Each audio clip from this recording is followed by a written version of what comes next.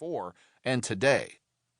Think of a senator winning the Democratic nomination in the year 2000, whose positions included halving the military budget, socializing the medical system, re-regulating the communications and electrical industries, establishing a guaranteed minimum income for all Americans, and equalizing funding for all schools regardless of property valuations, and who promised to fire Alan Greenspan, counseled withdrawal from the World Trade Organization, and, for good measure, spoke warmly of adolescent sexual experimentation.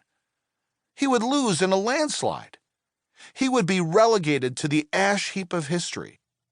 But if the precedent of 1964 were repeated, 2 years later the country would begin electing dozens of men and women just like him.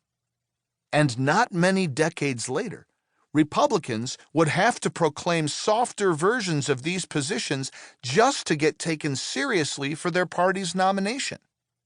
The analogy wouldn't be exaggerating what has happened since 1964 too much.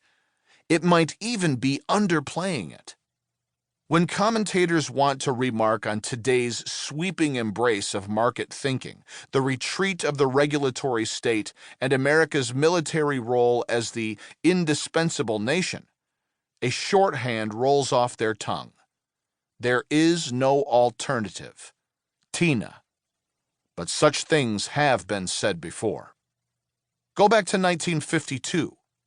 When the first Republican president in 20 years was elected, liberals feared Dwight D. Eisenhower would try to roll back the Democratic achievements of the New Deal, minimum wage and agriculture price supports, the Tennessee Valley Authority, that massive complex of government-built dams that brought electricity to entire swatches of the Southeast that had never seen it before, Social Security, and many, many more. Instead, the Republican president further institutionalized and expanded such programs. He created the Department of Health, Education, and Welfare, championed low-income housing, chartered the federal interstate system, proclaimed Social Security as much an American institution as the free enterprise system, and extended its reach much more than Roosevelt or Truman ever had. Black Americans' legal status as second-class citizens was beginning to be dismantled.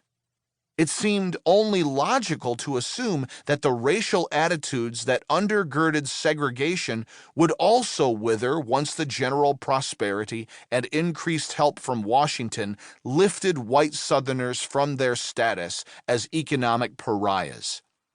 Meanwhile, Senate Majority Leader Lyndon Johnson and the President were tripping over each other to declare their comity over matters of national defense.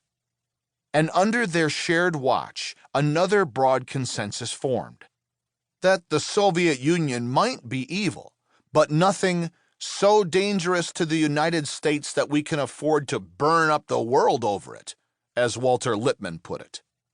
America's history of ideological disputation seemed to be over. The nation had settled into a governing equilibrium, and commentators began speaking of the American consensus. There was no alternative. New complexities brought new needs. Government had to change, grow to respond to them.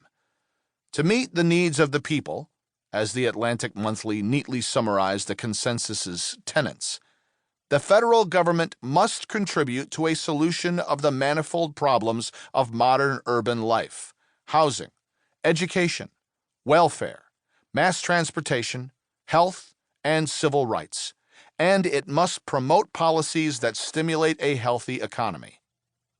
This was not ideology. This was reality.